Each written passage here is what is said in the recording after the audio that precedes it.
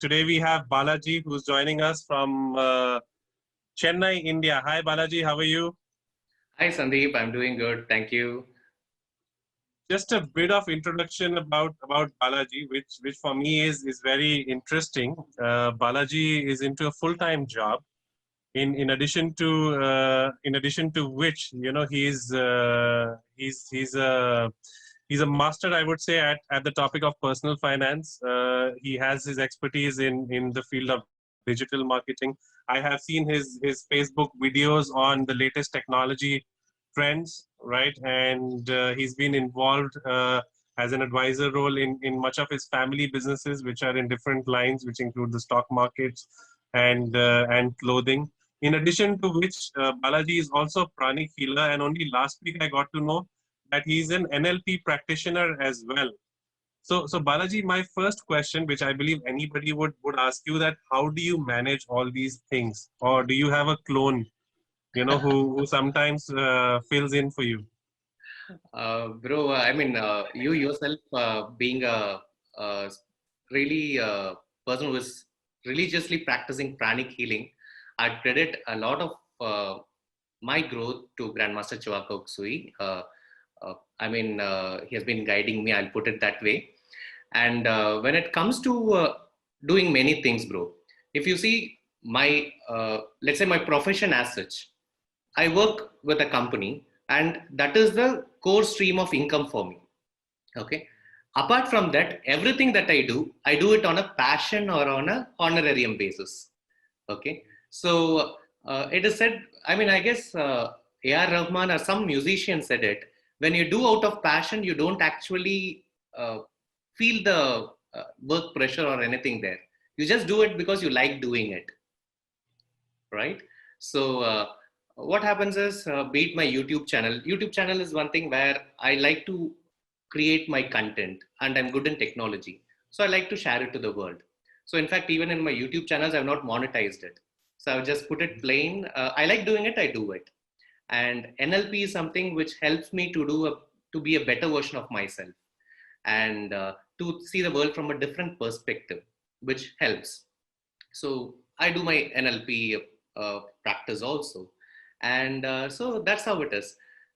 Basically, I prioritize things and just put it that way. In fact, this particular session, which we are having now, I scheduled it in such a manner that today is my fasting day. And during my lunchtime, I speak with you. Okay.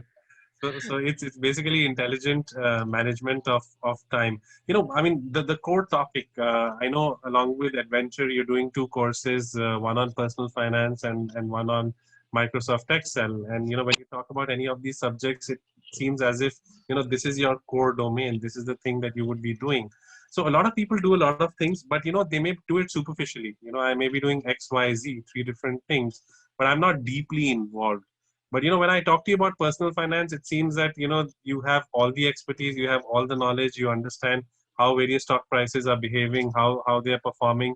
When I discuss digital marketing aspects with you, you understand the entire game of social media advertising to how social media works. And you have a session on Microsoft Excel, it seems, of course, which is a productivity tool. And I'm sure you must be fascinated with any sort of productivity tool. You have that deep level of expertise, so it is not superficial. You have in-depth understanding of all the topics, right? So if I have to ask you, what is the core strength? I know you have a job which is your core piece of work, but I mean, how can I say that Balaji is the expert of this particular thing? Or can I say, or is it right not to say that? Um, I mean, I just want to understand the way of answering in a better way. Uh, you are asking me how is that I do what I do, right? Exactly, Is my exactly. understanding right? That is there. And my question is, a lot of time people say that this is the core expertise of this person, Okay. right? Oh, And let's say the core expertise can be, I work in the stock markets and everything else is ancillary, right? right. Or I may say that I'm a jack of all trades, but you don't seem to be a jack of all trades. I see you as an expert on everything that you do, right? Yeah. So one is, of course, how do you do all of this? And second thing is, can we call you an expert of one thing, or is it okay to call that you have varied interests? Basically, bro, I'm a procedural person, and who completely doesn't rule out there is a component of choice in it. So basically, what I do is, I'll just tell four levels, bro, in which any person operates. So generally, if you are in a position to teach a person on how to do certain things, then it means you have kind of mastered it, right? So only then you will be in a position to teach it. So generally, the components which I do is predominantly the ones which I like doing it. I enjoy doing it. If I don't enjoy doing it, I don't do it. Okay, so that I'll put it first. And after that, uh, at any level, bro, if you see the way it works is a person from a level of unconscious incompetence moves towards unconscious competence. I'll repeat it again. From a level of unconscious incompetence, he moves into unconscious competence. Okay. So the first level is a person doesn't know that he doesn't know something. Okay. From that, for the person to learn something, he has to be aware that he doesn't know. Only then he Mhm. can learn it, right? So once a person says, okay, I don't know this, then that is the point he is ready to learn it. Okay. So from unconscious incompetence, he moves into conscious incompetence. You're able to get it? Yes. And from there, once he knows that he doesn't know, then he'll take steps to learn it. Then he moves into conscious competence. He consciously knows that he knows it.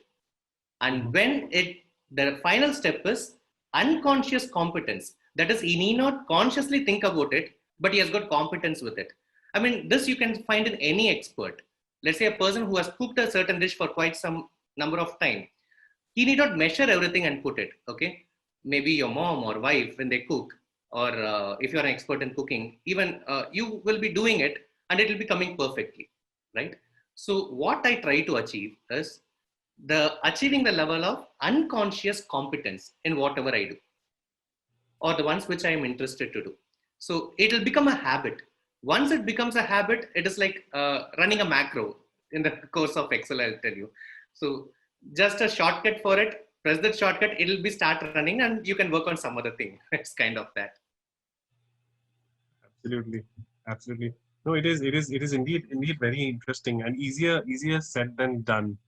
But let's say if you're handling three, four, or four, five, things in parallel, what is your success mantra to be efficient in all those four, five things? There's many people who have scheduled and are planning things as per time might be practicing already, bro. Looking on what work is important and what work is urgent. The ones which Mhm. are important and urgent comes first, and after that comes the rest of the ones. So at any point of time, I may have 10 different jobs to do. I'll prioritize them and then start doing it.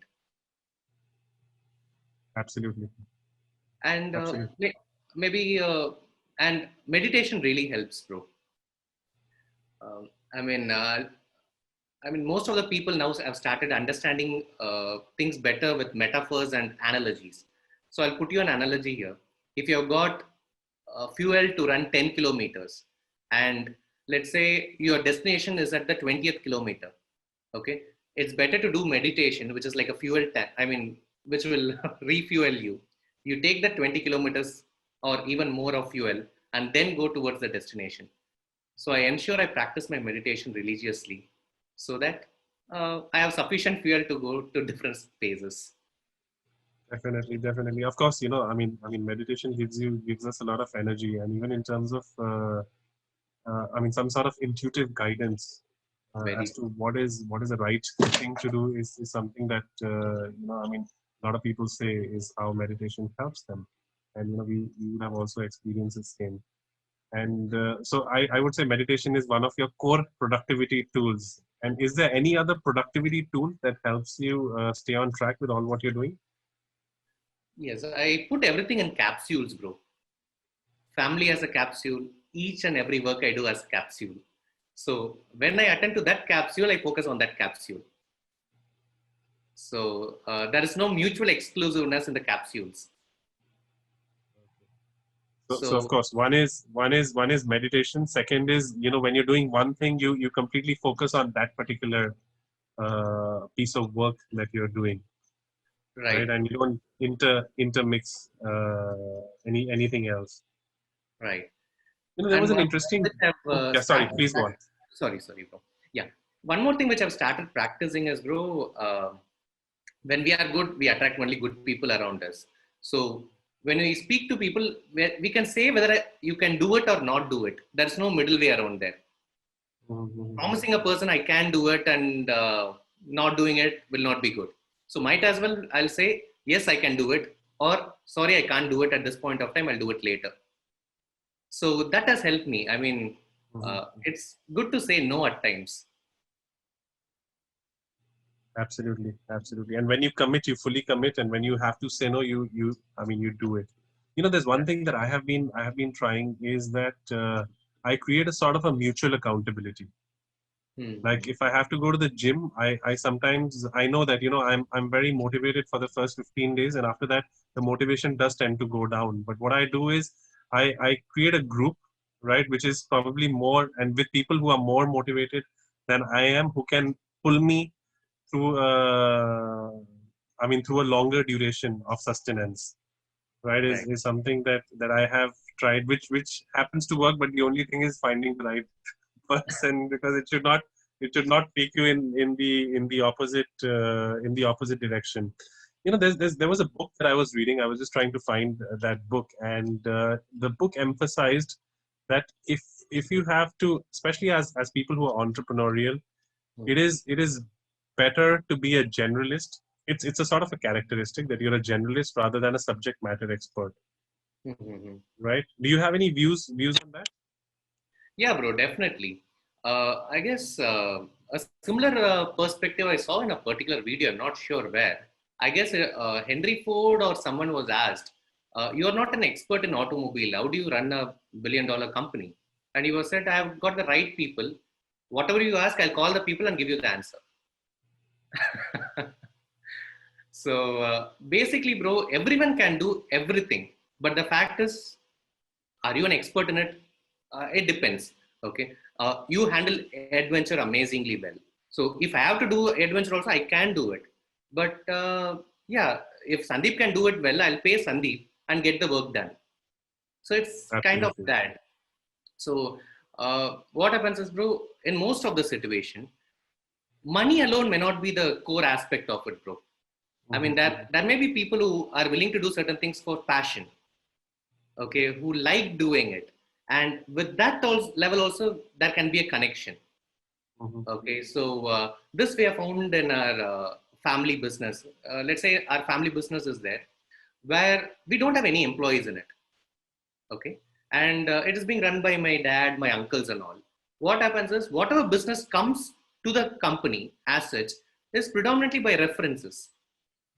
And we have got a system in which the references are being incentivized, and they are being incentivized in a manner, uh, I mean, even if they set up a own company and try to do the same business, they'll be getting less of it only.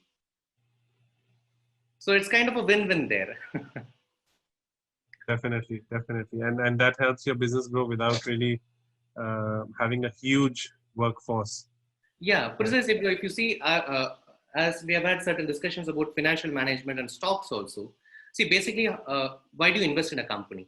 You invest in a Mhm, company because it is a passive source of income, right? mhm, So you mhm, believe a company will do well, and you believe in that management, and the management is doing well. You invest on mhm, that company.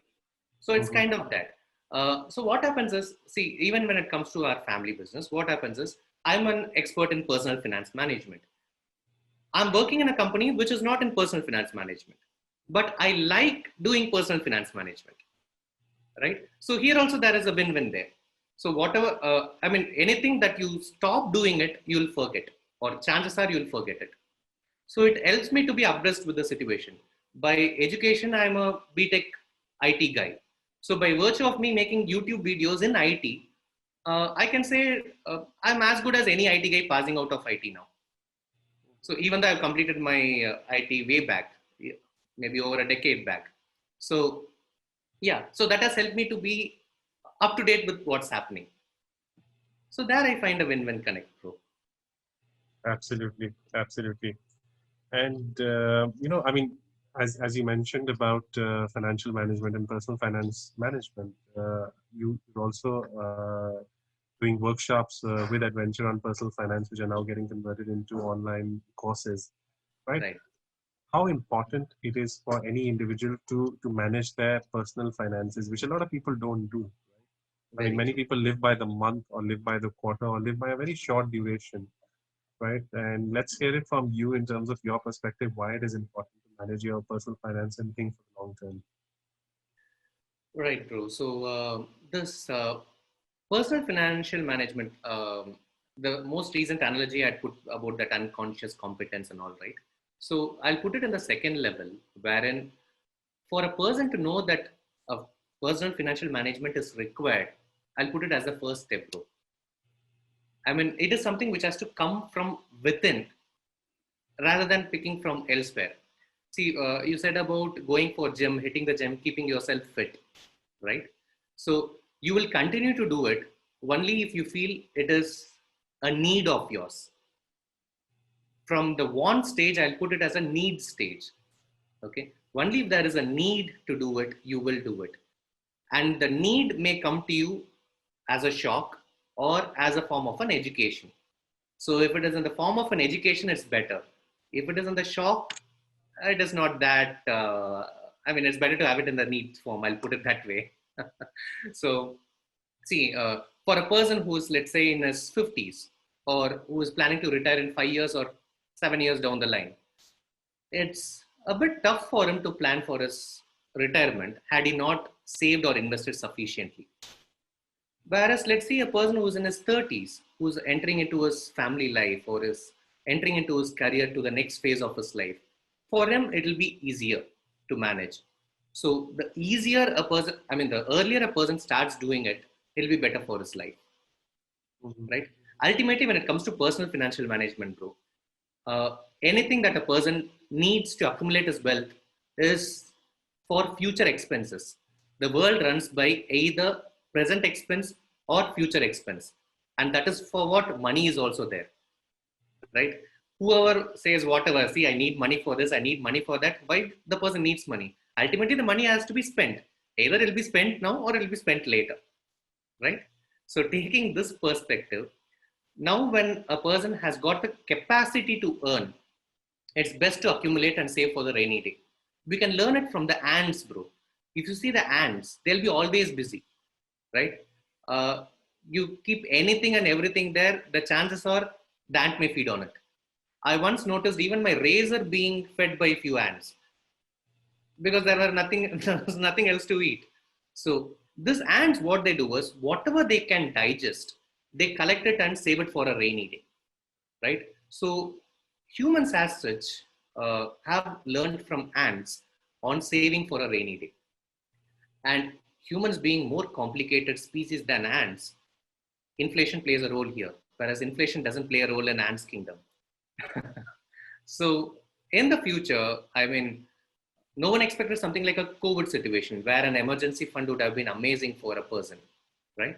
So there are certain simple principles and concepts which by culture itself, many countries know. For instance, a country like India, if you see, you go and ask your mom or even your grandma, out of nowhere, she'll take out a treasure and give you some funds. Okay, because she would have been accumulating something for the rainy day. But what happens is that is just savings. That money doesn't multiply unless you keep contributing. Whereas when it comes to saving and investing, what happens is your money makes its own money.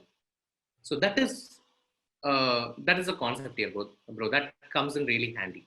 And if the rate at which the money gives money is greater than an inflation rate, let's say you're taking a Big Mac burger today. In Indian rupee terms, it may be, let's say, 100 rupees. Okay. Next year, it could be 120 rupees.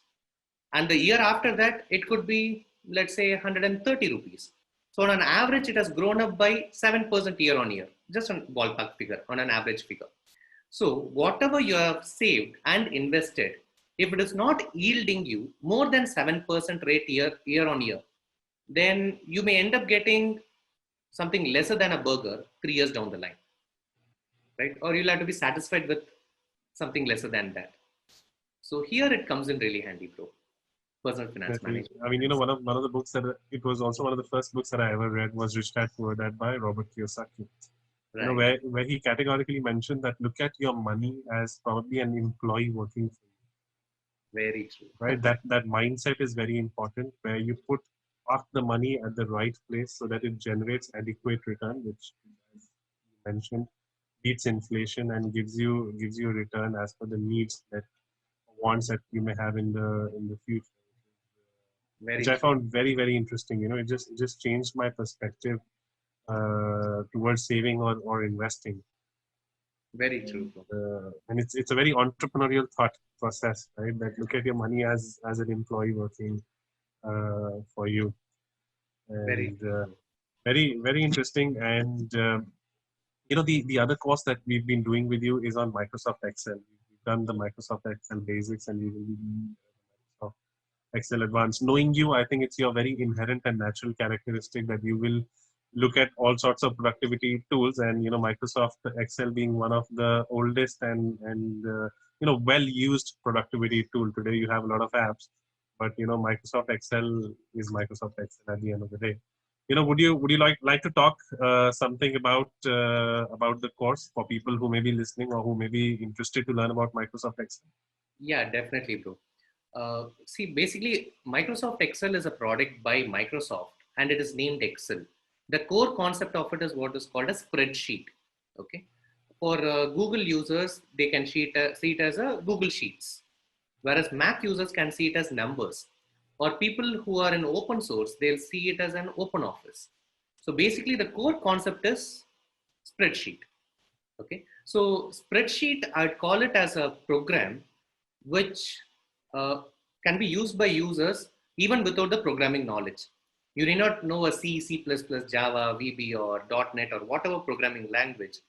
Even without the core concept of it, if you want to do something, you can get it done using a spreadsheet itself. Right from having a game to maybe even a financial calculation, anything can be done using a spreadsheet. Basically, bro, I've just got a calculator here. See, this is a financial calculator, which I guess my dad was using in maybe 90s or something, or in the early 2000s. Okay, this has got the present value, future value, blah blah blah, all stuff in it. So even now, this is from Texas Instruments, and I enjoy using it, so I have it with me. The fact is, to learn certain calculations in it, it will take you easily 2 or 3 months to master this. And to do it, it will take you at least, let's say you have to find a coupon rate of let's say a bond or a debenture. The calculation may take you around 15 to 20 minutes using this. The same thing in Excel sheet can be done in a matter of 4 seconds or 5 seconds if you give the right inputs and use the right values. You might have checked it. See, the beauty of Excel is that I'll put a bit of spirituality into it. The ultimate goal is same. You can get it done in a number of ways, right? So a person who may be entering 100 values one after the other, a person who knows certain functions in it or on how to do the drag and drop may do it in few seconds.